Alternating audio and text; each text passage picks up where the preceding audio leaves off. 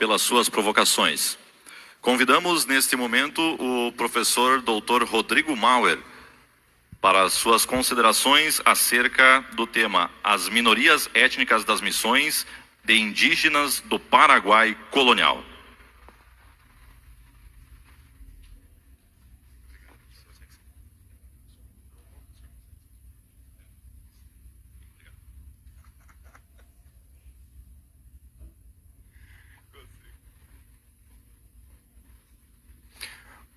Muito bom dia a todos, muito bom dia a todas, muito bom dia aos colegas, aos palestrantes, professor Luciano, professor André, meu orientador do doutorado, que é um prazer estar dividindo minha primeira experiência depois de ter encerrado esse ciclo, professor Júlio, ao quem hoje posso estar presenciando momentos tão agradáveis de conhecimento, a gestão municipal na figura do nosso prefeito, da nossa secretária da educação, nossa coordenadora.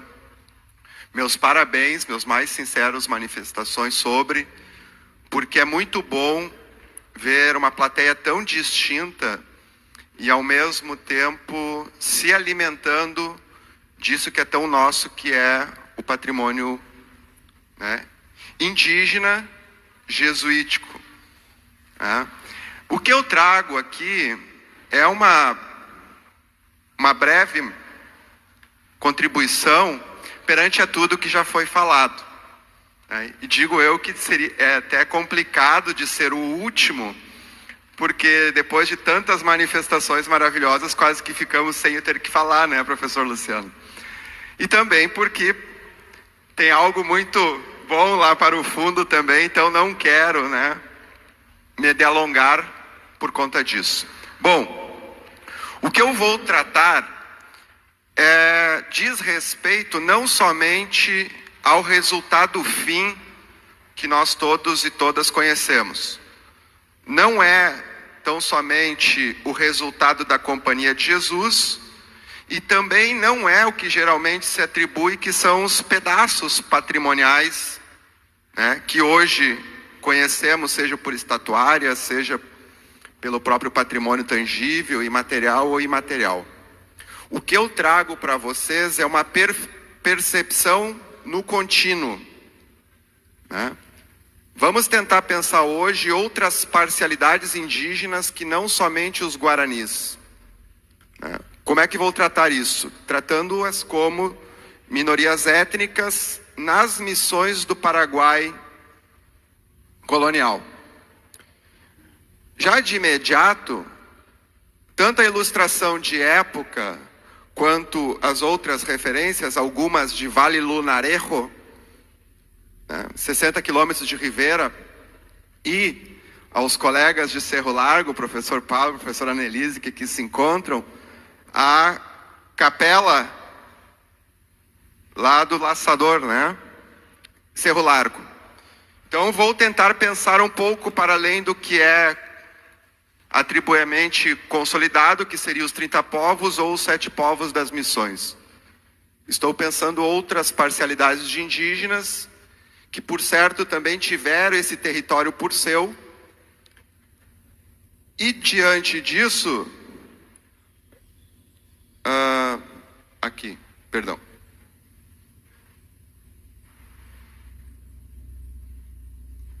diante disso,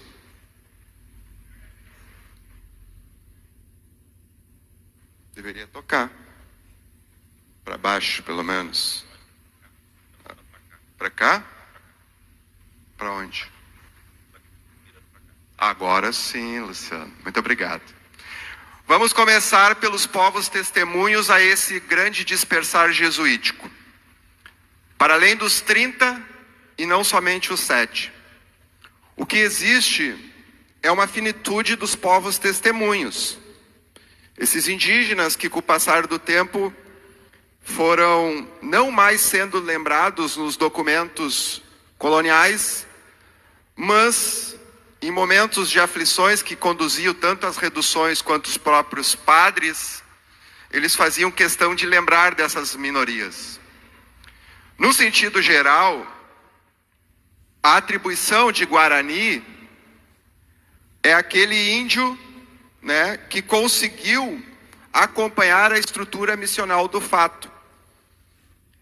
Mas, por sua vez, as pesquisas mais recentes, sejam elas da antropologia histórica ou da própria história, têm revelado uma diversidade étnica muito maior do que os próprios registros consagraram. Na ciência disso, nós podemos imaginar esse pensamento jesuítico adentrando em províncias da gentilidade. Esse é um termo que a própria Companhia de Jesus constantemente recorria para poder classificar todas aquelas etnias que estavam pretensas a ter que se encaminhar pelas sagradas milícias ou pelas guerras justas, como bem lembrou o professor Júlio Quevedo. Dentre essas, poderíamos mencionar os guaicurus, os cauchaquis, os paranás, araucanos, chiloenos, xonós. Todavia, nesse território que hoje nos encontramos, seja ele compreendido como o território missioneiro, também teve duas parcialidades indígenas que poderíamos considerar tão contemporâneas quanto os guaranis. Em especial, os iarós, os borranes ou os cloiás. E é sobre esses grupos que eu tento imaginar minorias. Minorias porque não posso fugir muito do que traz os documentos. E os documentos, eles consideram minorias aqueles grupos que foram ficando relegados ao registro. Mas por que o Guarani ter se tornado o grupo mais consistente? Bom, o primeiro ponto a imaginar é que com a chegada da Companhia de Jesus, a fronteira indígena ela passa a ser considerada um obstáculo colonial. E esse obstáculo, ele está flexionado ao fato de estarmos adiante de, entre aspas, o índio ideal. O índio que conseguisse se aliar às técnicas que estavam colocadas à posta, o índio que tinha a percepção do religioso, o índio que conseguia ter uma organização para os ofícios, esse é o índio ideal. Todavia, as pesquisas, elas também levam a entender que essas características, por sua vez, elas nada mais são do que distinções do todo. É uma distinção cultural. Mas nem por isso devemos admitir os guaranis como os povos superiores ou inferiores. Na verdade, o que são povos distintos dos demais que aqui também transitavam. Esse daqui é um registro já antigo, debatido, né, apresentado por boa parte dos nossos colegas historiadores. É uma carta de 1752, elaborada por um jesuíta de nome Miguel Marinon. E as abordagens mais antigas, dentre as quais o do próprio Furlong, atribuíam que essa cartografia teria sido construída por conta dos 2 anos iniciais do Tratado de Madrid, porque se admite, em especial, os espaços das estâncias, das vacarias. Mas, em verdade, hoje, depois de alguns anos de pesquisa, nós conseguimos entender que a ilustração que ela queria retratar, dentre as quais também a consagração desse imaginário estanceiro, era um ponto de resguardo a essas minorias, em especial aos guenoas, que daqui a pouco vai ficar mais claro. Aquele morro bem no costado lá, depois da orientação, é o Iaceguá. Iaceguá, segundo o próprio registro desse mapa, era caracterizado como um território de índios infiéis, em especial os guenoas, que transportavam os seus defuntos para esse Morro Iaceguá. Morro Iaceguá hoje é o Vale Lunarejo, no Uruguai. Em boa parte, esse morro Iacegó passou por uma transformação semântica.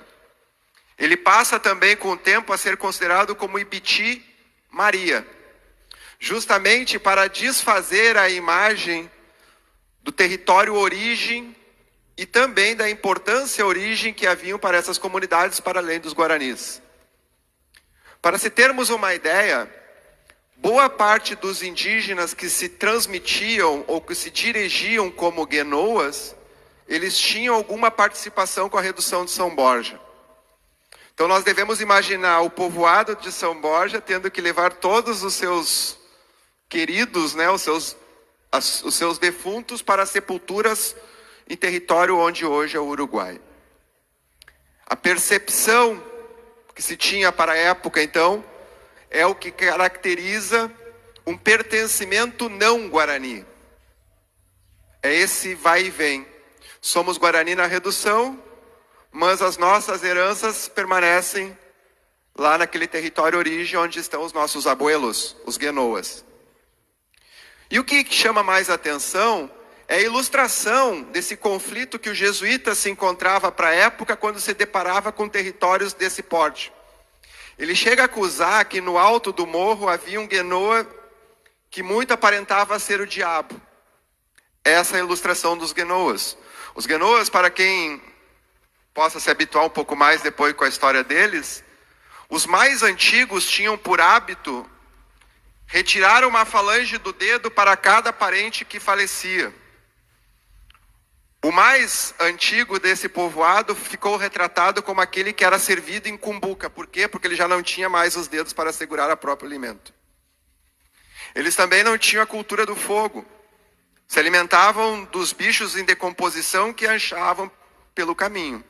É desse tipo de índio que nós estamos a tratar. E o jesuíta, por sua vez, vê nele um adversário. Vê nele como aquele que precisa entrar no ritmo da redução. O que muito supostamente deixa entender que para isso haviam vários dispositivos de conquista, dentre os quais caracterizar o próprio território origem. Mais adiante, já num livro consagrado do Guillermo Furlan, de novo, ele também, de certa forma, se dá convencido, por mais que ele fosse uma pessoa destinada a construir as histórias das reduções jesuíticas guarani, e alguns trechos da obra dele, ele se mostra, de certa forma, desconfortável com esse esvanecimento da memória dos índios não guaranis, do qual ele chega a acusar como um corredor da gentilidade. Corredor da gentilidade é todo aquele território que, de certa forma, ainda não passou pelo convencimento reducional tradicional. E quando nós imaginamos corredor de gentilidade, nós devemos imaginar várias outras parcialidades atuando, e muitas vezes não sendo tão complacentes assim com aquilo que os jesuítas assim os queriam. O que acontece?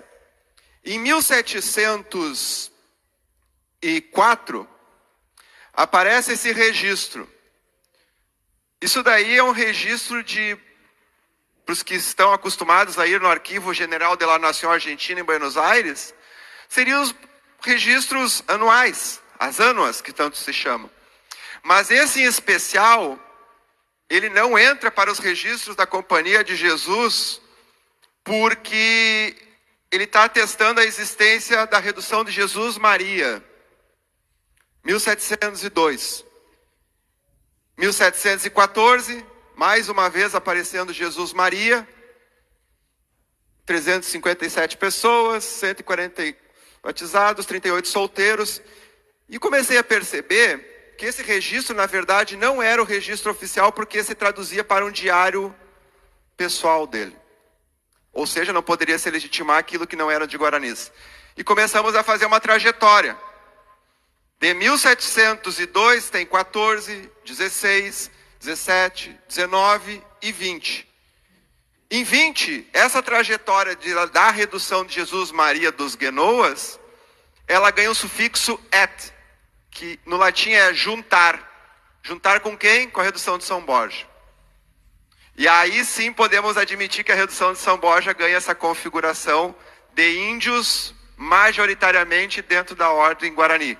Para encerrar, porque também já fui anunciar para o Luciano que o meu tempo está estourando, o que nós temos hoje? Nós devemos sair desses jargões de uso comum, de imaginar que o registro coletivo ou uma grande confederação teria se formado por sobre. Cada redução dependia muito dos empenhos que eram promovidos por aquelas comunidades e geralmente elas não queriam ser pacíficas entre si.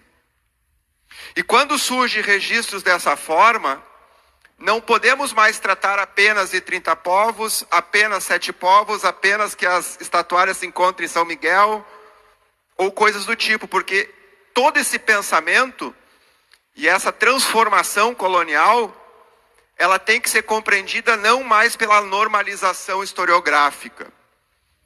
Esse termo, normalização historiográfica, ficou defendido em 1998 por um historiador chamado Magnus Morn, sueco.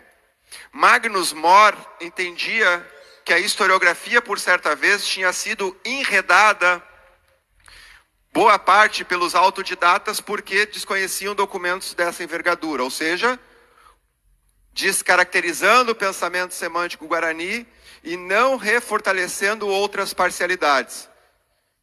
E bem, quando tu vai para a origem dos documentos, tu começa a se deparar com casos que vão ganhando certas fisionomias. Essa imagem, a de cima em especial, é um desenho de época. Mas ela poderia, certamente, estar traduzindo a capa inicial desse trabalho. E até hoje não sabemos o paradeiro, como chega. Guillermo Furlong é quem traz a luz disso. Mas eu consigo perceber sim que alguns desenhos, como por exemplo lá no nosso Cerro Largo, quando tu chega no costado daquela capela, tu consegue encontrar toda a região missioneira plana. E ao mesmo tempo, se tu vais para Vale Lunarejo, é a mesma coisa. Basicamente seria isso. Agradeço muito a oportunidade. Espero ter contribuído com o peso da mesa que se fez presente. E parabéns pela iniciativa mais uma vez. Muito obrigado.